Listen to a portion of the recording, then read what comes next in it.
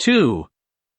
Tunis communicates with the sea only by a canal 2 or 3 leagues in length, made through Lake Bahira, a channel which is rendered impracticable by large vessels owing to silting up. The liners stop at the entrance to the lake, in front of the small town of La Goulette, which is connected to Tunis by a railway. The line, badly built and unsafe, was recently purchased by the Italian company Robottino, which seems to have done little to improve its operation. The station, a simple whitewashed vault, is invaded by a crowd of Arabs, Jews, veiled Moors, and children in multicolored costumes. We must take care of the loading of our luggage, which is not checked in or kept by any employee. It is not without apprehension that one sees ragged Arabs entering the van containing them. Also, upon arrival, we will have to proceed with unloading, as the company does not take care of these details. A small locomotive, towing carriages with external galleries, on which we can travel, makes up the train that takes us to Tunis. The journey is short. Swarms of birds bathe in the transparent waters, and on the shore, large wading birds, flamingos, and grebes lie in wait for the fish from the top of their long necks. Soon to the right, against the blue background of the sky, the marvelous panorama of Tunis, a considerable city of 150,000 inhabitants, which develops in the form of an amphitheater, on the plain and on 2 heights.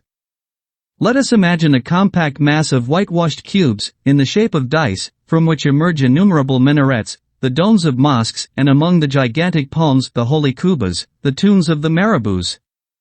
The great square tower of the Kasbah or citadel dominates this jumble of buildings, walls, and bare terraces, of a whiteness which the implacable light of the African sun, falling in floods from a cloudless sky, renders even more crude, more dazzling. But the Muslim cities, so enchanting from afar, often offer the traveler nothing but disillusionment up close. An inextricable maze of narrow, dirty alleys, strangled squares, such as Tunis in reality. But in this maze, what curious, changing scenes! What astonishing contrasts, what variety of costumes among the busy population that throngs there!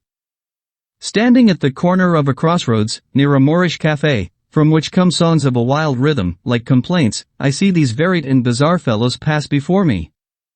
Here are tall old men with a biscuit complexion and white beards, draped majestically in their long burnous, Jews in sumptuous and multicolored costumes, with deceitful looks, white-skinned, jet-bearded Moors, dressed in silk jackets, soft-colored wide-leg pants, wrapped in kaftans that fall in soft folds, officers in blue tunics, dirty and filthy, with red fez on their occiput, shod with sandals, their breasts adorned with tinware and grotesque ornaments.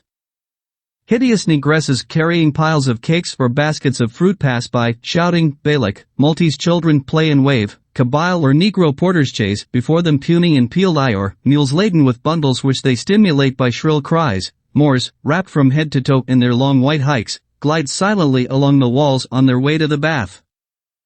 Then there are obese Jewesses with black headbands, squalid clothes, and weasels, mullahs, Muslim priests, in green turbans, ragged soldiers, young and pretty European ladies dressed in the latest fashion of Paris, Maltese women with brown complexions and vulgar gestures, and, finally, an undulating crowd, tinted with all the colors of the rainbow, such as the mobile tableau which unfolds in the streets of Tunis, a picture which the eye cannot tire of seeing, and which the pen is powerless to describe.